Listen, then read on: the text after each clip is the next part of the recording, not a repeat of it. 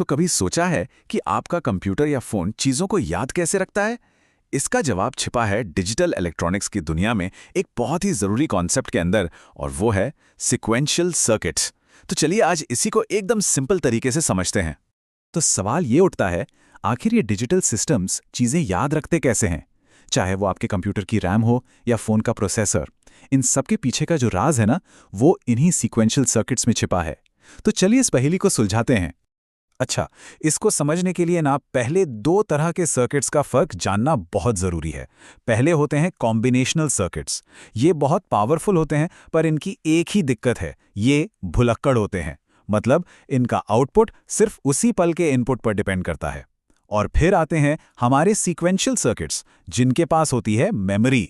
तो फिर इस भूलने की बीमारी का इलाज क्या है? बड़ा सिंपल सा इलाज है, इसमें मेमोरी जोड़ दो। चलो देखते हैं ये जादू होता कैसे है। तो टेक्निकली एक सीक्वेंशियल सर्किट है क्या? देखिए, ये एक ऐसा डिजिटल सर्किट है जिसका आउटपुट सिर्फ अभी दिए गए इनपुट पर नहीं, बल्कि जो इनपुट पहले दिए गए थे उनकी पूरी हिस्ट्री पर डिपेंड करता है। सीधे सीधे बोलें तो ये याद रखता है कि पहले क्या हुआ था। देखिए, अगर इस पूरे टॉपिक में से सिर्फ एक चीज याद रखनी है तो वो है ये सिंपल सा फॉर्मूला, लॉजिक प्लस मेमोरी। बस यही है सीक्वेंशियल सर्किट का पूरा सार। ठीक है, तो अब ये तो समझ आ गया है कि ये क्या है, पर सवाल ये है कि ये काम कैसे करता है। चलो जरा इसके अंदर झांककर देखते हैं। देखिए, यहां हो क्या रहा है। इनपुट जाता है कॉम्बिनेशनल लॉजिक में, जो अपना हिसाब किताब करता है। इसका जो रिजल्ट आता है वो स्टोर हो जाता है एक मेमोरी एलिमेंट में, जैसे कि एक फ्लिप फ्लॉप, और फिर हमें मिलता है आउटपुट। पर असली जादू यहां नहीं है।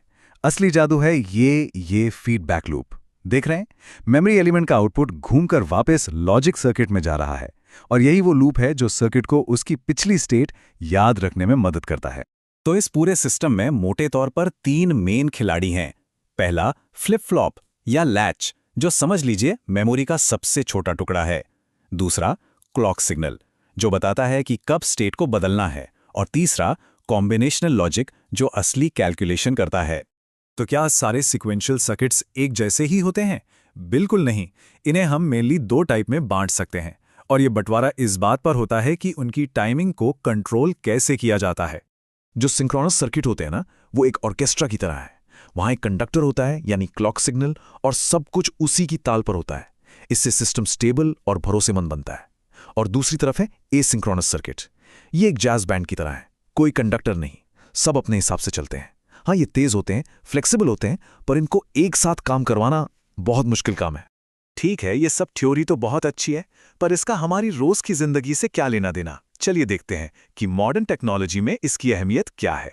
चलिए इसको एक बहुत ही बेसिक, एकदम सिंपल से उदाहरण से समझते हैं। बात करते हैं डी फ्लिप फ्लॉप की। इसका काम ना हद से ज्यादा सिंपल है। जब भी क्लॉक सिग्नल टिक करता है, जिसे हम क्लॉक एज कहते हैं, तो जो भी इनपुट डी पर है वो सीधा आउटपुट क्यू पर कॉपी हो जाता है। बस इतना ही। और ये जो इतना सिंपल सा काम है ना, यही है 1 बिट मेमोरी का असली मतलब।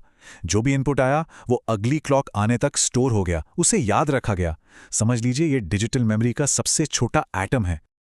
और इसी छोटे से सिद्धांत की वजह से सीक्वेंशियल सर्किट्स आज हर जगह हैं। आपके डिजिटल घड़ी के काउंटर्स में, आपके कंप्यूटर में डेटा स्टोर करने वाले रजिस्टर्स में, आपकी रैम में, अरे आपके सीपीयू के दिल में भी यही बसे हैं। ओके, तो हमने काफी कुछ देख लिया। चलिए फटाफट से उन मेन पॉइंट्स को दोहराते हैं जो बिल्कुल याद रखने हैं। तो 3 सबसे जरूरी बातें। पहली, सीक्वेंशियल सर्किट्स का मतलब क्या है? Logic plus memory. दूसरी, इनका आउटपुट किस पर डिपेंड करता है? अभी के इनपुट पर और पिछली स्टेट पर। और तीसरी, ये जरूरी क्यों है? क्योंकि कोई भी सिस्टम जिसे कुछ भी याद रखने की जरूरत है, वो इनके बिना चल ही नहीं सकता। और जाते जाते एक सवाल छोड़ जाता हूं जिस पर सोचिएगा। अगर ये इतने सिंपल से सर्किट्स हमारी आज की इतनी बड़ी बड़ी मेमोरी का बेस हैं, तो सोचिए डिजिटल मेमोरी का भविष्य कैसा होगा। क्वांटम कंप्यूटिंग और न्यूरोमॉर्फिक चिप्स के साथ क्या हम मेमोरी के एक बिल्कुल नई पीढ़ी की दहलीज पर खड़े हैं? इस पर सोचिएगा जरूर।